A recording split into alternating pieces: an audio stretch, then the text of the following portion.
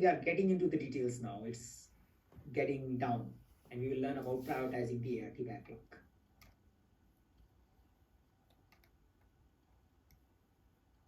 Good till here? Let's do a little more. ART backlog. Now, before we get to a backlog, we need to have an overall vision and direction for our product. So, no, the leading safe class is not explaining it well. It is directly jumping to here because it is taking the essential safe view. They are saying, you may not have it well structured in a portfolio. You may be directly starting from a ART backlog. That's the reason they are. But in a lesson 5, we will connect it to a portfolio later, but it is coming at a later stage. Be it with a portfolio or be it without portfolio, whenever you are creating features and all, you need to know vision and high-level roadmap for your product. Roadmap slide is not here, but it's part of the safe way of working.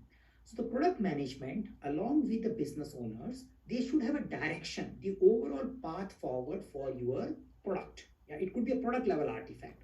So the vision should talk about what is the end state, what is our target customer segment, what are their personas, how are we going to differentiate our product with the competitor, what are the functional requirement, what are the non-functional requirement. So maybe a 1 or 2 page document, which gives a clear pitch and the direction, not a detail about it, direction for our product. So that that product is expected to have a vision before we start populating the ART backlog. So that's there. It is managed by product management and worked with in consultation with the business owners.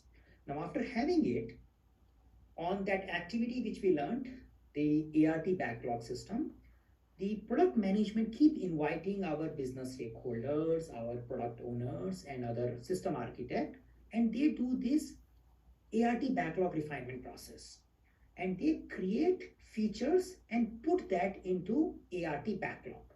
Now, let's understand what is ART backlog and what it contains. So, ART backlog is a holding area for upcoming features. And features will be taking care of business needs and they will be delivering benefit with the help of single agile release stream. Now, the para looks simple, but it has a lot of complications here. So let me explain what the complication, what does it mean?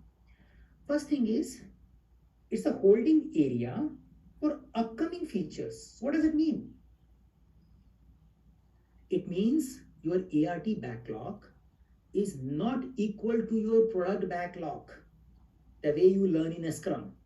In a Scrum world, your product backlog is a wish list. Anything comes in a mind, put into a product backlog. Here it's not. Anything which is reaching to a ART backlog is well refined. There is nothing raw. It's well refined. And only the items which may come in upcoming PI, maximum this PI or maybe some goes to the next PI, are the only one which are going in the ART backlog. So you should have a work in progress limit for ART backlog. It's not like you put 40 features there, not expected. So they are containing only upcoming feature, maybe maximum 2 PIs. Now these features will take care of business needs. So we understand that they are business oriented feature, but there could be a technical oriented features also, as I said before, and they are also stored in the ART backlog, not very clearly coming from a slide. And as we learn, those technical features are called enablers. So that's the system architect part. We will explore more. So they are there. Now these things are meant for single agile release stream. So what does it mean? One ART backlog. So as many ARTs you have, that many ART backlogs you will have. Yeah, simple. That's the thing. Now another thing which will come in the next slide, but I am taking it here. The item in the backlog should be small enough so that they get done in a one planning interval. So I think one of you were talking about Apex and may running multiple planning interval. So here it is coming, the feature should be small enough. So in your 10-week window, it gets done. Now, maybe multiple agile team can work on it, but you should not have a situation where you are saying, this feature will run 3 PIs. It could happen as an exception, but it should not be happening as a plan. So as a plan, you create features which are small enough So they go in a one particular PI. Now, how do you know they are small enough? So you need to have a system architect as a part of program ART backlog refinement. You do an estimation and you ensure that as per that group understanding, there could be a misunderstanding also, and we may discover sometime exceptions. But as per their best judgment, they are creating the features which are small enough, which will get done in a one agile, one planning interval. So ART backlog contain well-refined features. They don't contain raw idea. Now somebody will say, where the raw idea will go? I am doing empathy mapping and all, and I am getting a lot of bright ideas. Where do I put it? So in a safe word, you put in a funnel. So we have an ART Kanban board, raw ideas in a funnel. Raw ideas will be taken at the analyzing stage where you will slice them, refine them, add acceptance criteria to it, add an estimation to it, and once done, then you put into a ART backlog. Yeah. So that's a difference if you are equating the content with the Scrum word of. So please be little clear that it is little different when it comes to ART backlog. Good till here? Yeah. So you understand what is ART backlog? Yeah. And ART backlog or a features help us in achieving the vision incrementally. So whatever big requirement you want to make, incrementally you make it with the help of these ART backlog item features and enablers. Now some examples. The feature represents the work for a single agile release train.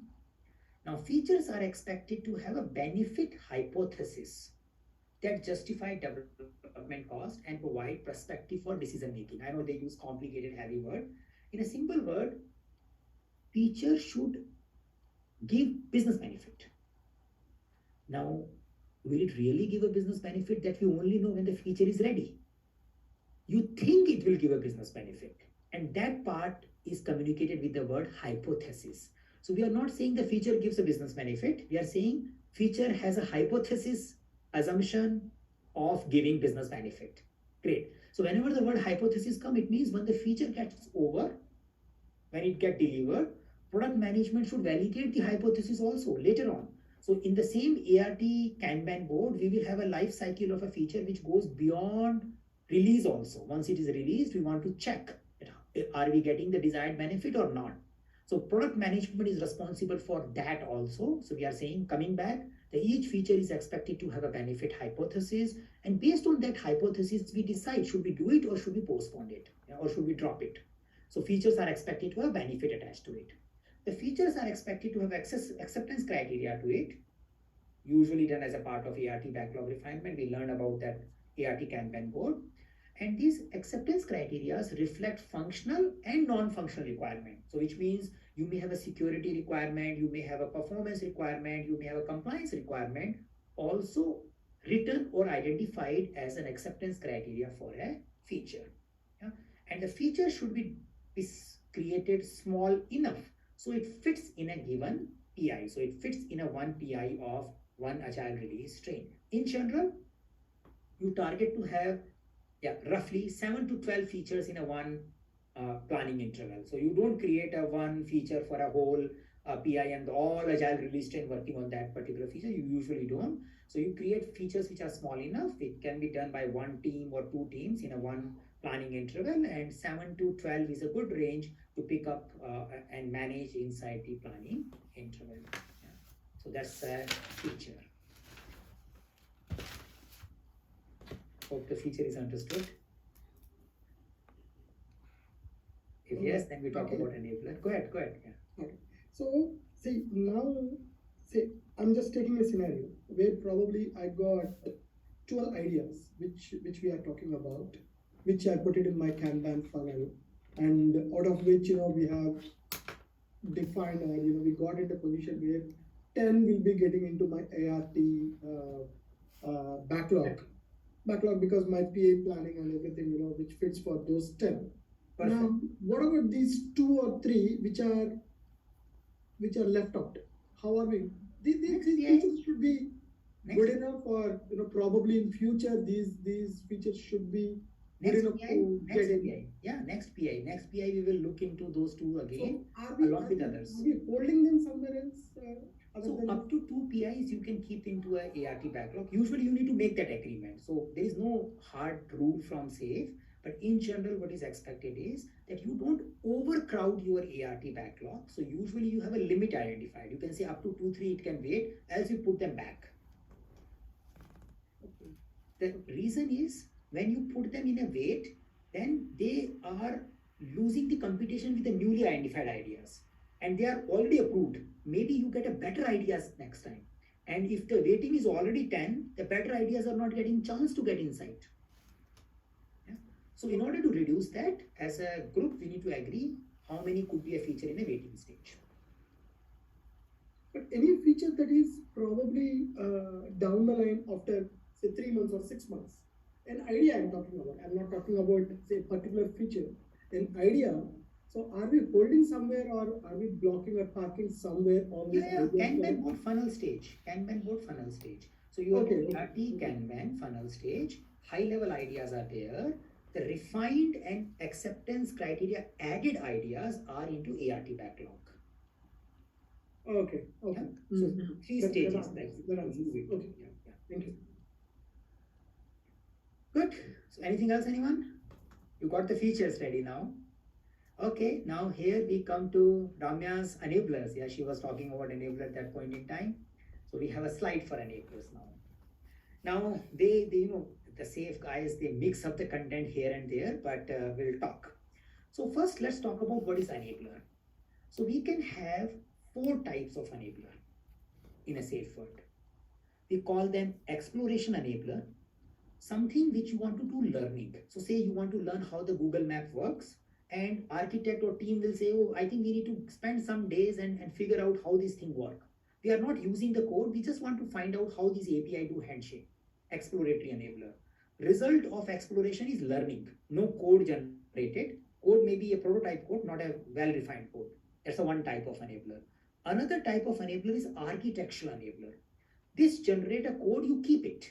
Like the example I gave for denormalized database. The example I gave for creating some algorithm ready for future APIs. So you create something, you keep it safe and says, next time onwards, whenever we have a feature who needs it, they will start calling it.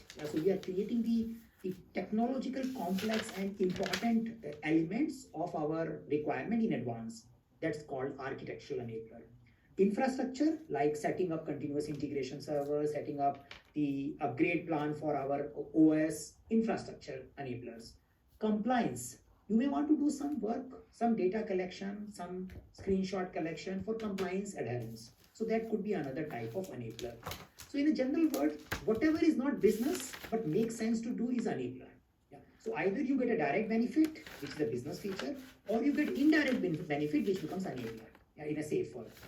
So now these enablers, especially the architectural enabler, as we learned, we want to do a little bit in advance. So we implement one PI or 2 PI ahead, so that in a future PI, we don't have a problem when we are creating reports. You already have a database ready.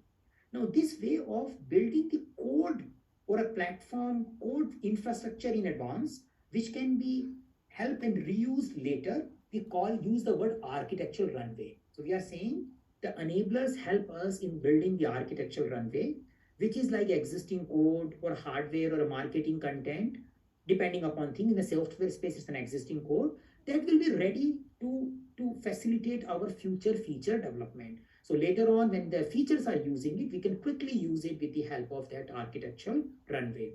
So enabler will help us in doing some technological exploration in advance.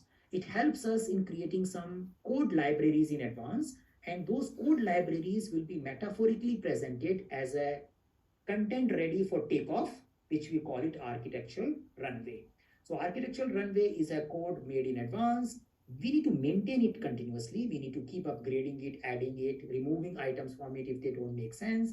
And the features which will come in the upcoming PIs will consume it. This runway has been made, these APIs has been made for the future feature consumption. So that's the architectural part of it, enabler part of the feature. Now somebody will say, when you are doing PI planning, you have a lot of features and you have few enablers. How do you decide how many features and how many enablers? Because technical people may want to do all the enablers, and business people may want to do 0 enabler. They will say, no, take all the business features. So how do you manage that? SAFe tells that you can use a tool called capacity allocation.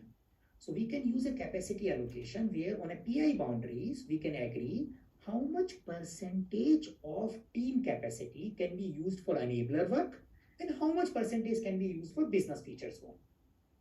Once we have that clarity, assuming we agree 30%, 70%, maybe a 30% enabler this time.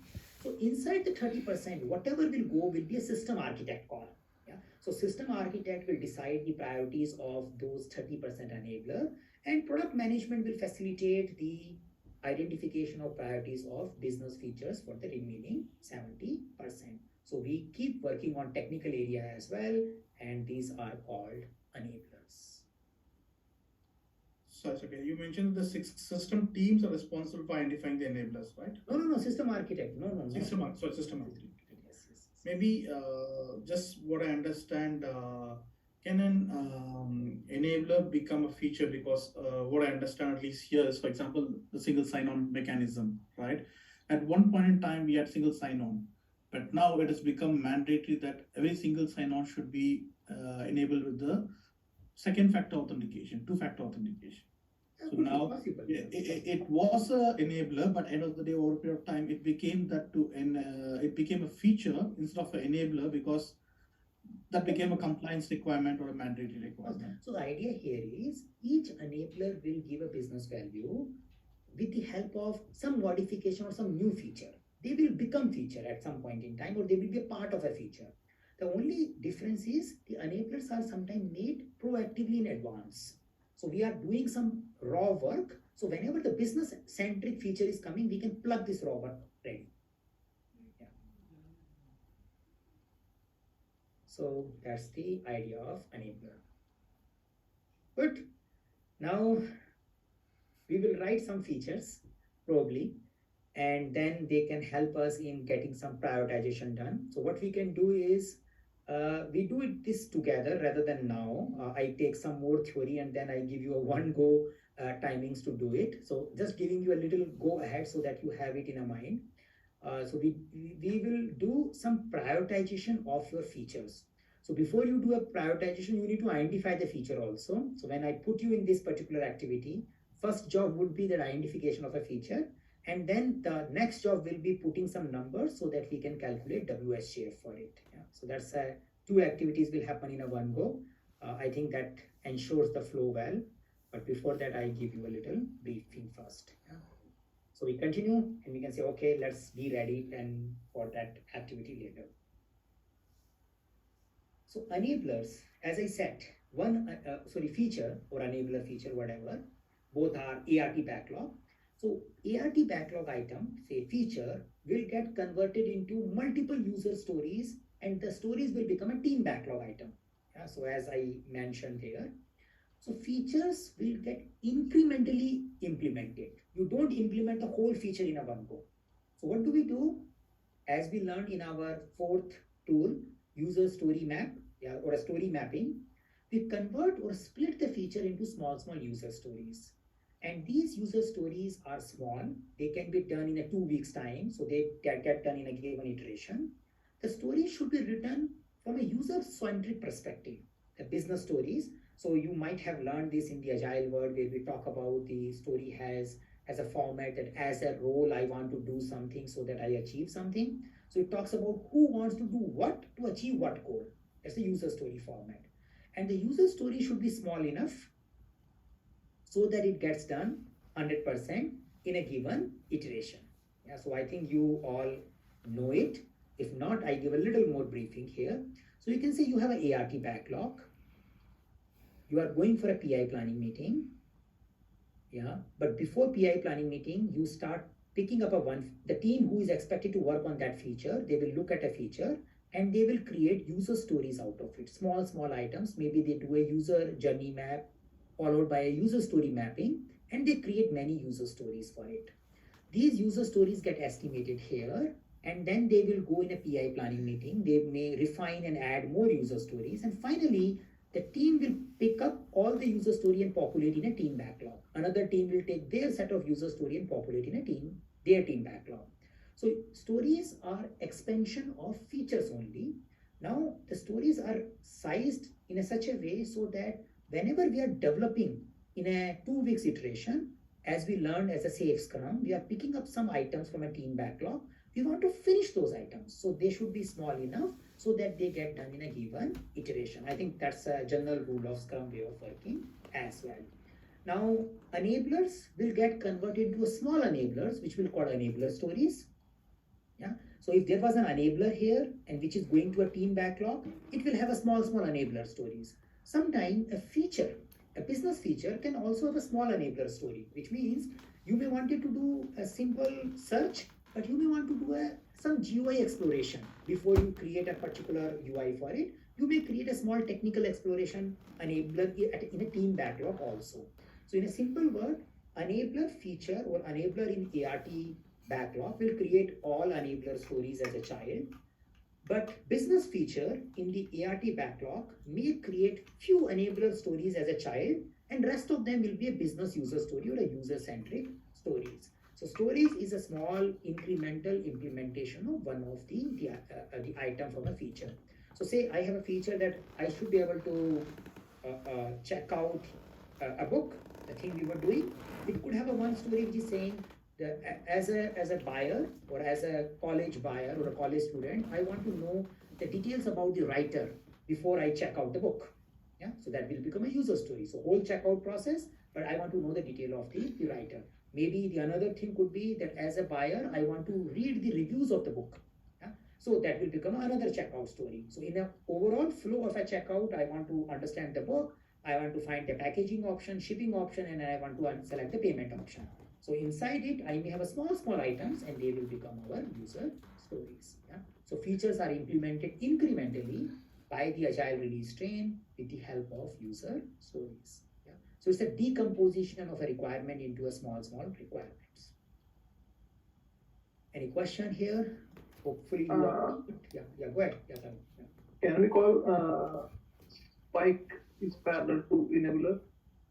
Yes. So spike in a safe word is enabler. You can call it spike is an exploratory enabler, which is a learning oriented enabler. Yes. Yeah. Okay. Proof of concept is also enabler. Like someone in our traditional work, we can say we want to do POC. So POC is an enabler in our safe word. Yeah. And within an iteration, when a single team is working, so they can still have their own enablers with respect to their users. Yeah, they can add it and they can directly add in a team backlog because they think that they need to do some learning, some exploration, some improvement. They can definitely add in a team backlog and product owner should facilitate that. Yes. Yeah. Here, you said system architects will be adding these enablers, right? So in the team, who will be adding it? See, high level enablers at a ART level, system architects are adding. But when you are doing execution at a team level, this will be getting divided into more enablers. So that is reference there. But if the team discovers that they need to do some exploration, they can add directly enabler in a team backlog. They should have some working agreement to communicate that this experiment we want to do. Maybe they are okay to add till the time it is consuming 3 days. But if it is consuming more than 3 days, probably they need to take advice from system architect. Such kind of rule can be there. But in general, team can add their own experiments also in the team backlog directly. But not like many. Yeah. Okay. Good. Okay, so now a little complicated topic, story pointings. So as I explained before, hopefully I resolved it. I'm not teaching story pointing in detail else it becomes a story pointing teaching workshop only. But just to make you clear about the overall flow, where we were, I think I made it before, yeah. Here. So some amount of estimation is done at a feature level with these groups. We may use story point as a number there, but right now when we are saying story point estimates, we are not talking about it. Yeah, we will, unfortunately, it comes little later in the sequence of slides. Yeah, so the system architect, product management will be doing direct feature level estimate. So that's there. But as we learned that as the team starts working on these features, they divide into user stories. They do an estimation. I usually call it A stage. Then inside the PI planning also we do estimation, I call it B stage. And throughout the team backlog refinement, we call it C stage estimation. Maybe every week you keep refining your team backlog. Now, all these ABC estimates, which team is doing, they are doing directly at a user story level, and they should be using story point for estimating it. As we learn, we should keep refining the estimate as we discover the new information. So upcoming slide is talking about this. So it is saying that guys, maybe here, or maybe here, the team is expected to do the story point estimation, and we can explain you how they do it by showing you some ideas of story points. And as we discussed before, there could be surprises. Sometimes you might have estimated the feature, say 40 before, and then by the time it reaches to, say it was 40 here, in the PI planning meeting, it may become 80. Yeah, it can. What do? We need to discuss why it became 80. If there is a possibility the team is thinking too much, architect will say, please guys, remove it. This all is not needed. Great, they are happy, they will remove it. Or architect will learn, okay, looks like we underestimated it, we will take a learning in account, but let's plan with 80 now. So the estimation done here was for the purpose of that time visibility. As we approach and as we get more information, we need to plan as per the available information. There could be a variance. Those variances can be used for learning purpose so that we improve next time. But we need to deal with the reality as we see it. And that's the idea of safe way of looking at estimation. Yeah.